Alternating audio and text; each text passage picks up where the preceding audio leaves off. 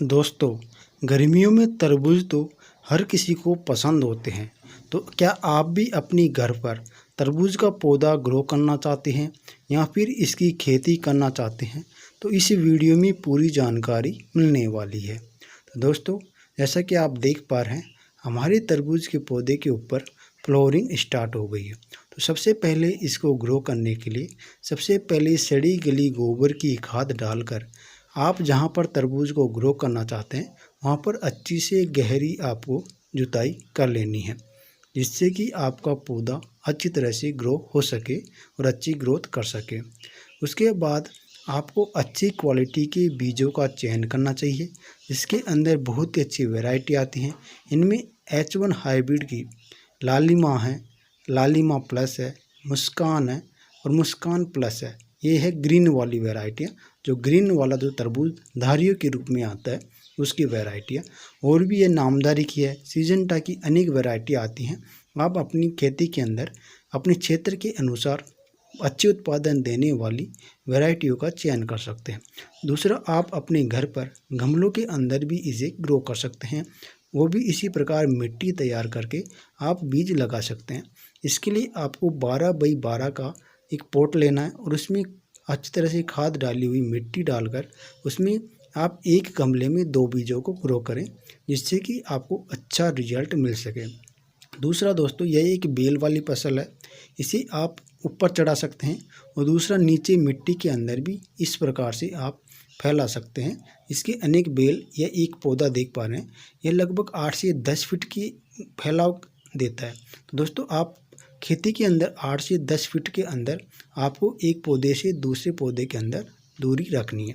दूसरा, आप मल्चिंग बिछाकर भी इसकी खेती कर सकते हैं, जिससे कि खरपतवार से बचाया जा सके और मिट्टी में अधिक नमी बनी रहे, क्योंकि मल्चिंग के अंदर पानी है वो अच्छी तरह से नमी बनी हुई रहती है। दूसरा, ड्रिप के माध्यम से भी इसकी खेती कर सकते हैं। इसके अंदर कुछ रोग लगते हैं, उनके अंदर पत्तों के अंदर सिकुड़न वाला रोग देखने को मिलता है। वो वाइट फ्लाई के अटैक की वजह से होता है, मच्छरों की वजह से होता है। इसलिए आप इसके अंदर कोई भी एक फंगीसाइड, जैसा कि परमिट नाम की जो दवा आती है फंगीसाइड, उसका स्प्रे कर सकते हैं, या फिर अनेक मार्केट में दवाएं हैं उनका स्प्रे आप ज़रूर करें। दूसरा, इसके अंदर सुंडी का अटैक भी अक्सर तरबूज के फलों के अंदर देखने को मिलता है। जब इसके छोटे छोटे से फल कुछ इस प्रकार के हो जाते हैं तो उनके अंदर सुंडी का अटैक होता है और सुंडियाँ उनको ख़राब कर देती है, जिससे कि किसान भाइयों को बहुत ही अधिक नुकसान देखने को मिलता है। तो उसके लिए आप इसके अंदर सुंडी की दवाओं का स्प्रे करें, जिसके अंदर जैसे कि फेम दवा आती है, बहुत ही अच्छा रिजल्ट दिखाती है, उसको ले सकते हैं। दूसरा, डेलीगेट नाम की जो दवा आती है, उसका भी तरबूज के अंदर बहुत ही अच्छा रिजल्ट है, उसका स्प्रे आप इसके अंदर कर सकते हैं। 20 ml प्रति टंकी के हिसाब से इसके अंदर आप इसके अंदर स्प्रे करेंगे, या फिर जो जिस कंपनी की आप दवा ले रहे हैं तो उसके अंदर आप कितनी ml एक टंकी के अंदर डालनी है, तो उसका रिजल्ट आप उसी प्रकार से दवाओं को स्प्रे करेंगे तो आप रिजल्ट पाएंगे। जैसा कि आप देख पा रहे हैं, आप देखेंगे आपकी जो बेल इस प्रकार की लगभग जब 4 से 5 फीट की हो जाएगी तो उसके अंदर फ्लावरिंग आना स्टार्ट हो जाएगी। जैसा कि आप देख पा रहे हैं, हमारे तरबूज के अंदर ज़बरदस्त फ्लावरिंग है। तो इसके अंदर 2 प्रकार की फ्लावरिंग आती है, एक तो मेल फ्लावरिंग होती है और दूसरी फीमेल। जो फीमेल फ्लावरिंग होती है उसके अंदर हमें तरबूज का फल देखने को मिलता है, कुछ इस प्रकार के फल बनते हैं और पौधे के अंदर ज़बरदस्त प्रोडक्शन हमें मिलने लगता है। और दूसरा जो मेल फ्लावर है वो पॉलिनेशन का कार्य करता है, जिसके अंदर मधुमक्खियाँ पॉलिनेशन का कार्य बहुत ही आसानी से कर देती हैं। इस प्रकार की फ्लावरिंग जैसे कि आप देख पा रहे हैं पौधे में अक्सर बहुत ही ज़बरदस्त, जैसे कि जहाँ पर जो पत्ते हैं वहाँ पर फ्लावरिंग, तो इसके अंदर कुछ मेल और कुछ फीमेल फ्लावर मिक्स में लगते हैं।